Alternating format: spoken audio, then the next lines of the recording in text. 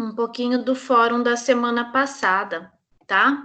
A gente discute um pouquinho esse fórum, as respostas de vocês, e daí a gente começa a tirar as dúvidas de hoje. Tranquilos? Então, vamos lá. Seguinte, então. Na semana passada, nós falamos da biotransformação das drogas, né? E quando nós falamos das etapas lá de biotransformação de droga, a gente abordou a etapa de biotransformação e o que nós perguntamos para vocês de questionamento lá no fórum era referente a um paciente que fazia uso contínuo de diazepam para dormir, né? O paciente, ele desenvolveu gastrite e o médico, ele prescreveu para gastrite a cimetidina, que é um medicamento que bloqueia a liberação de ácido clorídrico, consequentemente, melhora a gastrite. Só que a cimetidina, ela é um medicamento inibidor enzimático lá do citocromo P450, que é utilizado na primeira fase da metabolização. O paciente, ele começou a usar a medicação para gastrite e ele queixou um cansaço intenso no outro dia, que impossibilitava ele de realizar as atividades diárias. Então, esse era o nosso caso clínico. Aí eu perguntei para vocês escrever farmacocineticamente o que estava ocasionando nesse paciente, né? Que fez com que o paciente, ele fez com que ele apresentasse esse cansaço excessivo. Bom, e daí a gente vai retomar as etapas da biotransformação de fármaco para que a gente faça o desenvolvimento dessa questão. Então, ele toma um medicamento para dormir. Se ele usa um medicamento para dormir, teoricamente, ele diminui a neurotransmissão e o paciente adormece. Quando ele tomou a cimetidina, ela inibiu o citocromo P450. Então, o metabolismo do medicamento diazepam, ele passa a ficar um metabolismo mais lento. E daí chega no outro dia pela manhã, o paciente, ele tenta acordar, ele se levanta, ele sai da cama, entretanto, ele relata um cansaço muito expressivo.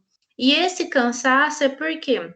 Porque ele acorda, entretanto, a concentração de fármaco ativa, a concentração desse fármaco na corrente sanguínea, ela ainda é muito alta. Por quê? Porque esse fármaco, ele não está conseguindo ser metabolizado. Então, ele chega no fígado, o fígado não tem enzima suficiente para metabolizar, ele volta para a corrente sanguínea. Então, a cimetidina, ela foi um medicamento prescrito para gastrite, mas que interferiu diretamente no efeito do diazepam.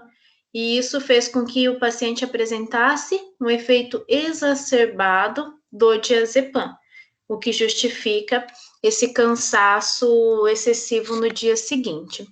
Tranquilo, pessoal? Ficou claro? Eu acho que vocês tiveram até uma certa facilidade, porque a grande maioria acertou a questão no fórum. Alguém tem alguma pergunta, alguma colocação? Vocês podem perguntar.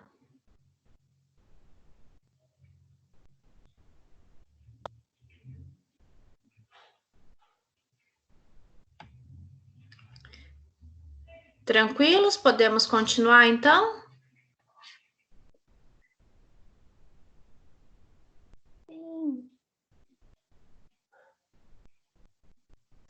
Ok, podemos. Podemos? Então, vamos lá, Everton. O Everton me responde, né, Everton? Deixa eu ver, alguém escreveu alguma coisa lá no chat? Ah, Jéssica, sim, agora eu vi. Pessoal, vocês estão conseguindo acessar o chat também? Testei essa opção agora, prof. Então, daí, se vocês quiserem escrever no chat, ao invés de de falar, às vezes vocês ficam um pouco com vergonha, né? Pode estar escrevendo lá também, tá bom? Então, vamos lá. Na aula de hoje, o foco da nossa aula é o quê? Excreção de fármaco. Então, é o momento em que o fármaco agora, ele deixa a corrente sanguínea e vai sair do organismo, ele vai ser excretado. Qual fármaco que vai ser excretado? Eu tenho excreção desde fármaco que ainda não fez o efeito, tá? Até fármacos que já fizeram efeito, foram metabolizados. Por que eu tenho fármaco que não fez efeito sendo excretado? Porque o rim, ele é um órgão extremamente vascularizado. Então, se o rim é uma região muito vascularizada, consequentemente, quando o paciente usa um medicamento, existe medicamento chegando em grande quantidade no rim e sendo excretado. Por isso que o paciente toma medicação, dentro de pouco tempo ele vai ao banheiro e já percebe uma coloração de urina alterada. Eu vou colocar aqui a aula da excreção de fármaco para a gente retomar alguns pontos principais. E se vocês tiverem qualquer dúvida, vocês podem estar perguntando. Quando nós falamos do processo de excreção, a primeira coisa que a gente vai lembrar é que a maior parte dos fármacos são excretados, então, no pulmão, no rim, desculpa, eu li pulmão lá embaixo e falei para vocês pulmão. Então, a maior parte dos medicamentos são medicamentos que são excretados, então, nos rins. Quando eu tenho essa excreção renal de medicamento, só perguntar, pessoal, vocês estão conseguindo ver a tela agora? Sim, sim. Então, para mim, meu computador está piscando, ela entra, ela sai, agora está na excreção, certinho, né? Então, sim. Então, vamos lá. Quando a gente tem a etapa de excreção, a principal região que vai estar envolvido na excreção dos medicamentos são, então, os rins. Os rins, ele é essa região principal. Uma vez que o rim, ele faz essa filtração e essa seleção do que vai ser eliminado, na sequência, esse fármaco, ele vai sair através da urina. A urina é uma solução aquosa. Então, é por isso que na etapa anterior, os fármacos, eles foram metabolizados para ficar com a característica mais polar. Além dos rins, tá? Nós temos fármacos sendo excretados nos pulmões, no suor, na glândula lacrimal, saliva, mama e no tubo digestivo.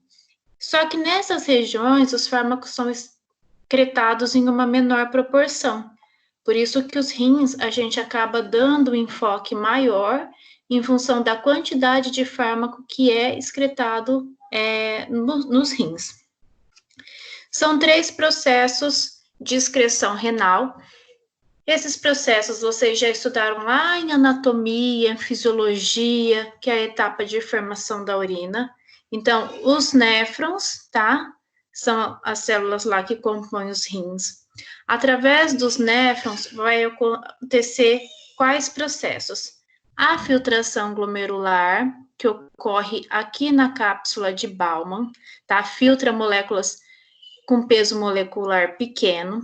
A secreção tubular ativa, que acontece aqui principalmente no túbulo contorcido proximal. E a reabsorção tubular passiva, que acontece principalmente no túbulo contorcido distal.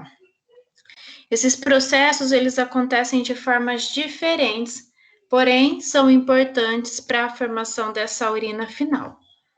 O primeiro processo que a gente fala é a etapa de filtração, onde nós temos aí em torno de 180 litros de plasma sendo filtrados por dia, tá? 1/5 do plasma que entra no aparelho glomerular vai ser filtrado, o restante sai pelas arteríolas eferentes.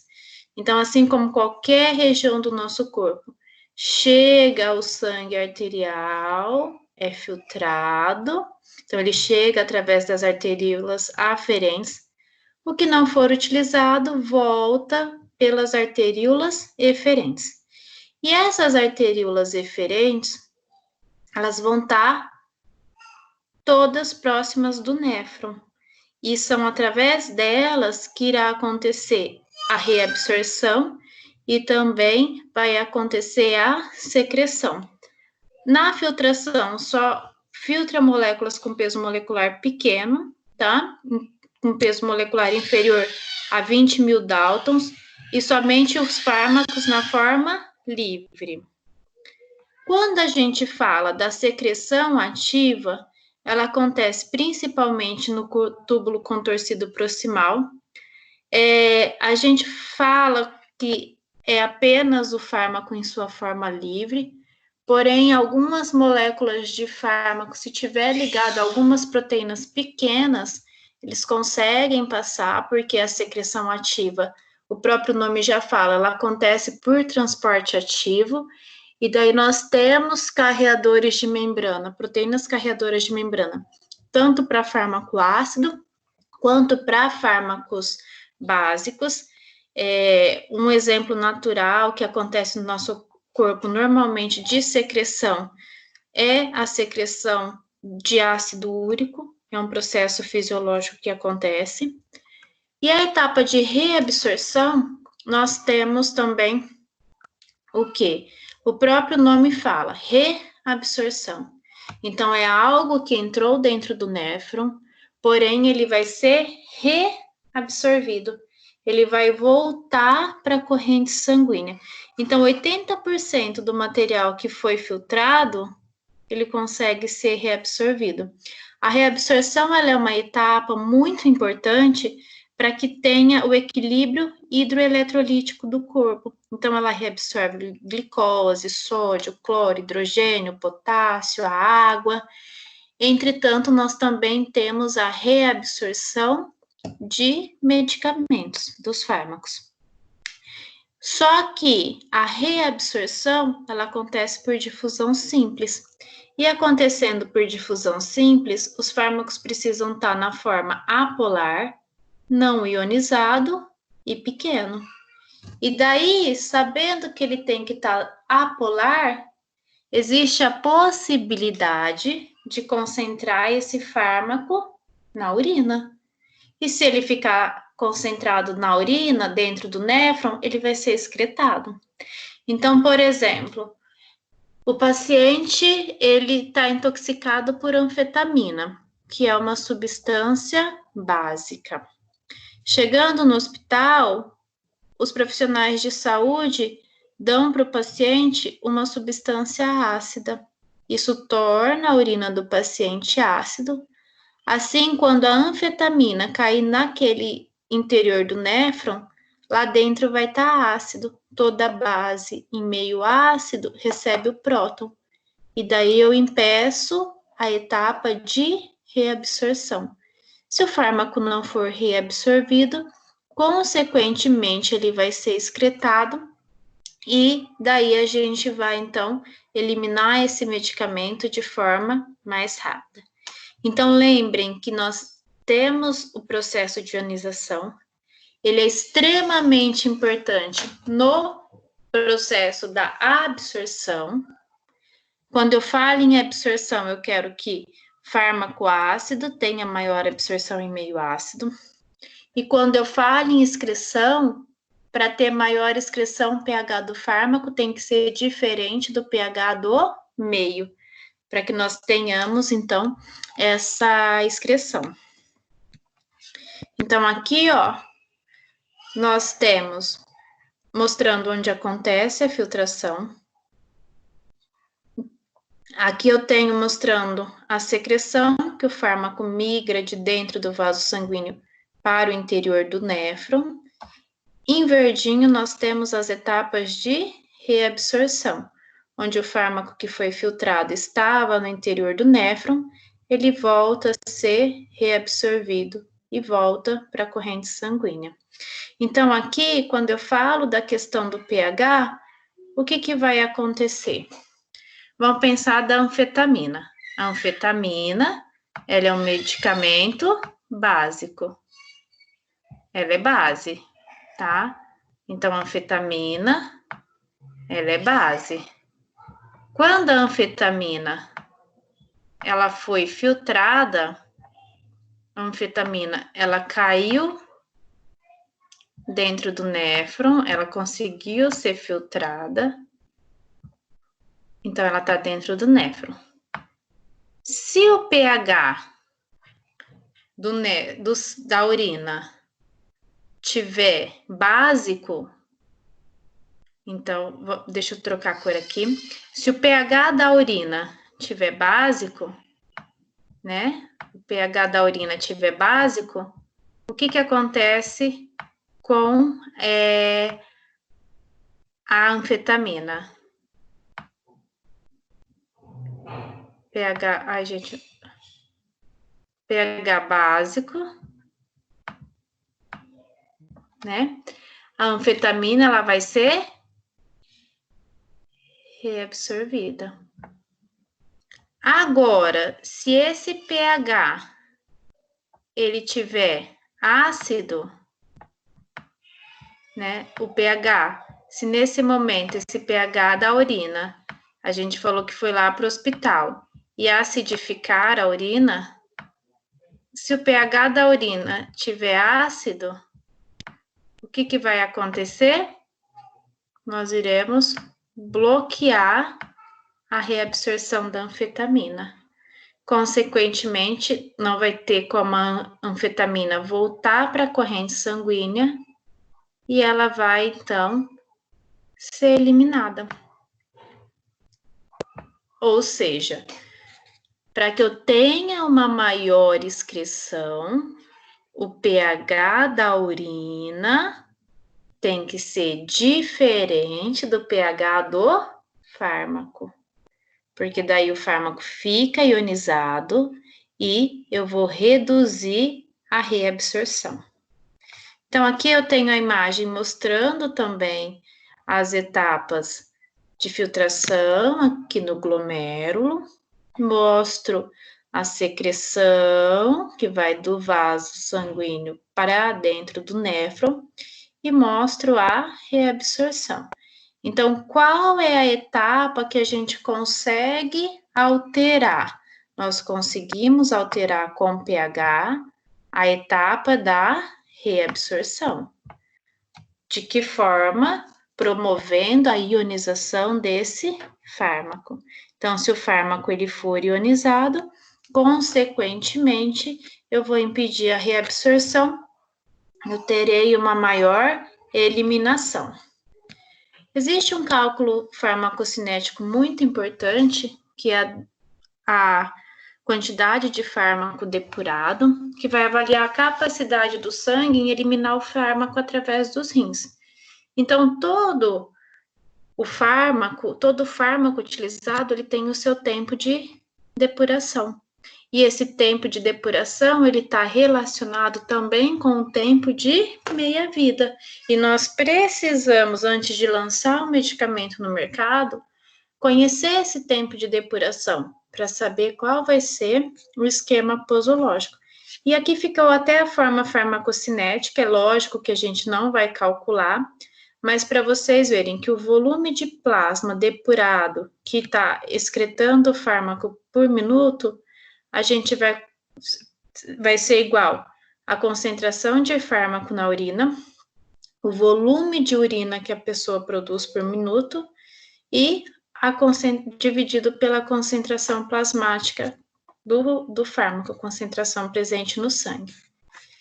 Existe também a excreção biliar. Então, eu já vou até mostrar aqui a imagem.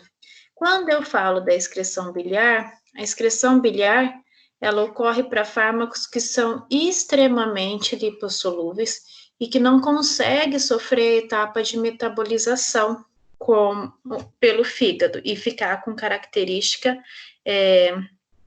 polar. Quando nós falamos da excreção biliar, então nós vamos observar aqui que o fármaco, ele chega no fígado através da veia porta. Então, o fármaco ele foi absorvido no intestino, pela veia porta ele chega no fígado, que é o nosso efeito de primeira passagem. Ele chega através das veias hepáticas, tá? Então, o fármaco ele chega também pelas veias hepáticas, pelas artérias hepáticas, chega-se muito fármaco. Esse fármaco ele vai ser emulsificado com o sal biliar, com a secreção biliar. Toda a secreção biliar produzida, através do ducto biliar, ela é lançada no intestino. Muitas vezes ela é conjugada lá com ácido glicurônico também, que é o exemplo do anticoncepcional.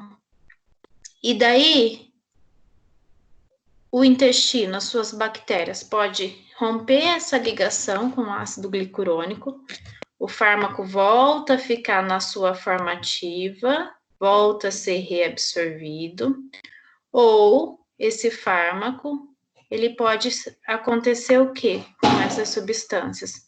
Estão no intestino, a próxima etapa é a excreção. E daí, nesse caso, eles vão ser excretados por qual região?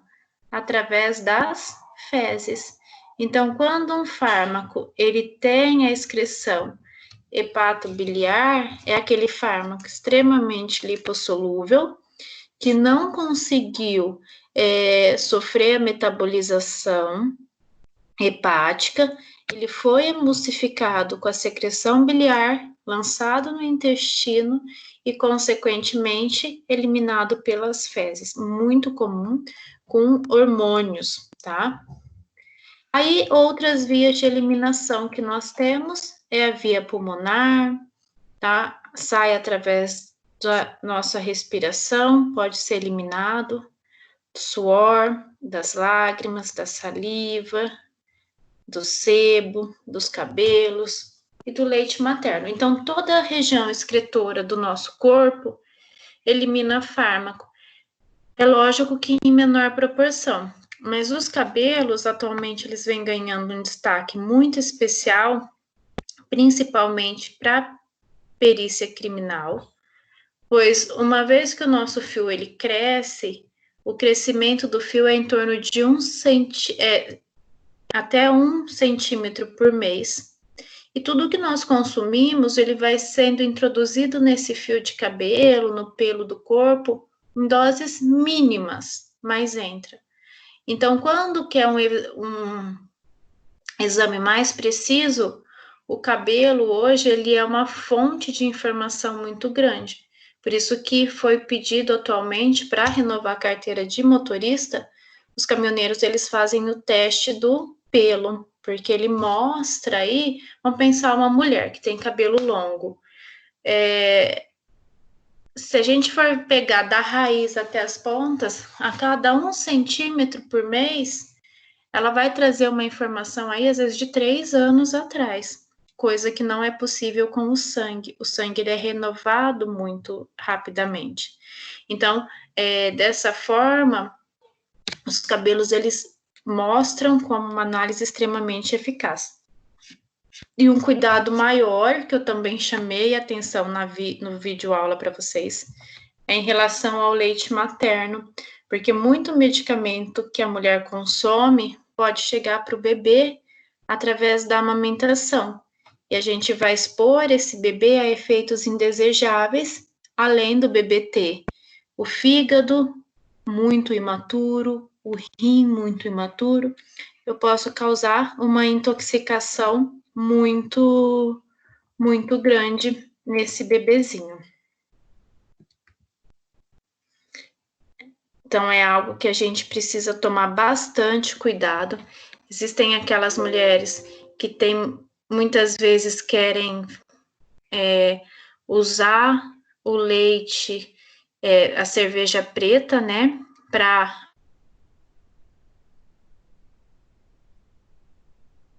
leite, mas na verdade a gente sabe que a cerveja preta, ela consequentemente ela vai deixar o bebezinho um pouquinho embriagado, e às vezes a mãe acha que o bebê tá com mais forte o leite, está sustentando mais, mas na verdade não é isso que aconteceu. Certo, pessoal?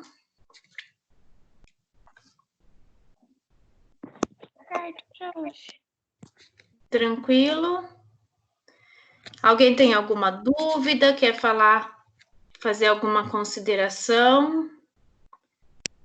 Prof, eu só queria que você colocasse sobre a parte que você falou que não metaboliza o fármaco no fígado, para mim poder anotar aqui, que eu estava prestando atenção, não anotei. Tá. Eu vou voltar lá no slide, então, tá? Ou pode ser sem o slide? Pode ser, tanto faz.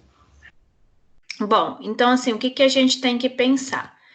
Quando um fármaco é muito lipossolúvel e ele não consegue ser metabolizado pelo citocromo P450 e pela segunda fase da metabolização, esse fármaco ele vai funcionar como se fosse uma gordura. E quem vai emulsificar ele vai ser o suco biliar, a secreção biliar.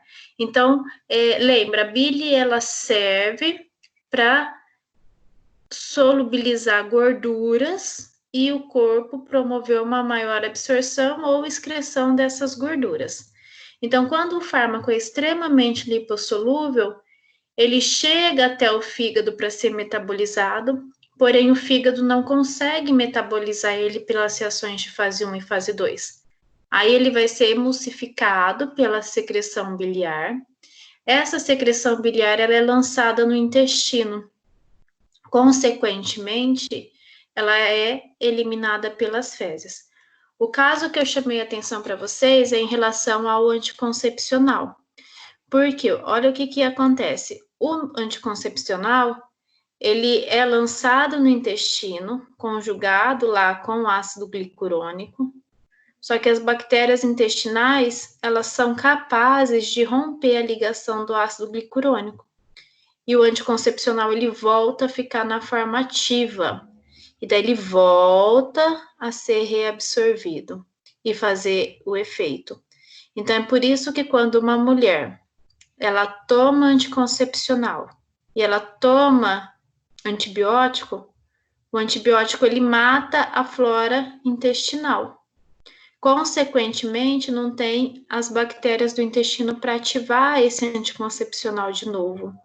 Isso vai fazer com que a mulher corra um risco de engravidar muito intenso quando ela utiliza o anticoncepcional associado ao antibiótico, porque é um medicamento que tem muita excreção biliar e quem ajuda a ativar ele são essas bactérias do intestino.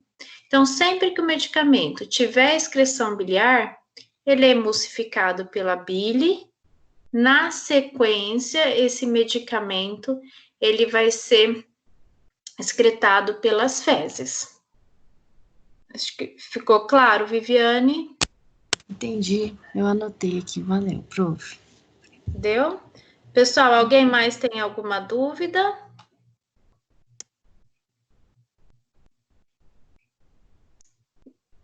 Se vocês tiverem, pode perguntar. Professor, Oi? só uma dúvida. Como o medicamento ele vai alterar o pH da urina? Só o simples fato do medicamento ele ser tipo meio base, a hora que ele chega lá nos rins, ele já altera? Como que vai ser? Ele consegue alterar. Então, tudo que a gente consumir, ele é capaz de alterar o nosso pH de urina. Então, assim, mesmo que por via oral, você toma 2 substâncias, a que tiver em maior concentração do seu corpo, ela consegue alterar o pH da urina. Por isso que em casos de intoxicação de medicamento, a gente dá algo que não é tóxico, mas eu posso usar em grande dose para alterar a urina. Então, por exemplo, quando a gente falou lá da anfetamina, que é uma substância básica, ela chega no pronto atendimento e ela pode receber por via oral mesmo uma substância ácida que não é tóxica em uma dose alta. E essa substância, como ela vai estar em uma dose maior do que a dose de anfetamina, ela vai se sobressair em relação ao pH. Isso vai fazer com que a pessoa excrete a anfetamina de forma mais rápida. E muitas vezes a própria alimentação do paciente pode interferir na excreção de fármacos. Então, nós temos os alimentos que são mais ácidos e os alimentos que são mais alcalinos. Então, por exemplo, farinha branca, os produtos refinados, eles têm uma tendência a ser mais ácido, enquanto que produtos naturais, integrais, têm uma tendência a ser mais alcalino. Então, de acordo com a alimentação do paciente e a característica de pH de fármaco que ele usa, ele pode ter um efeito maior ou menor de acordo com a alimentação. Não sei se ficou claro. Deu para entender, Everton? Não, ficou show, entendi. Obrigado. Por nada. Ô, prof, no caso Oi. então da C, o ácido Acetilsalicílico. Isso. Ele é ácido, e aí o bicarbonato de sódio digamos que é básico. É básico, isso. Daí por isso que ele deixou meio básico, né? Aham, isso mesmo.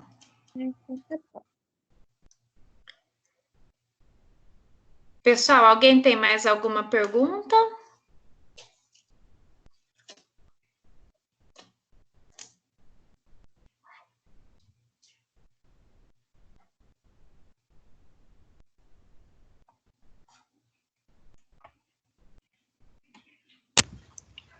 Eu acho que não. Não? Tá tranquilo? Se tiver tranquilo, a gente já vai estar finalizando, que daí dá tempo de vocês responderem lá o fórum. Pode ser? Pode, Então, tá prof. joia. Tranquilo. Então tá bom, pessoal. Pode Bom ser. descanso para vocês, bons estudos.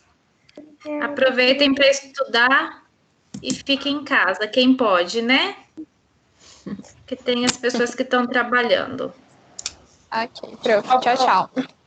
Tchau, tchau, pessoal.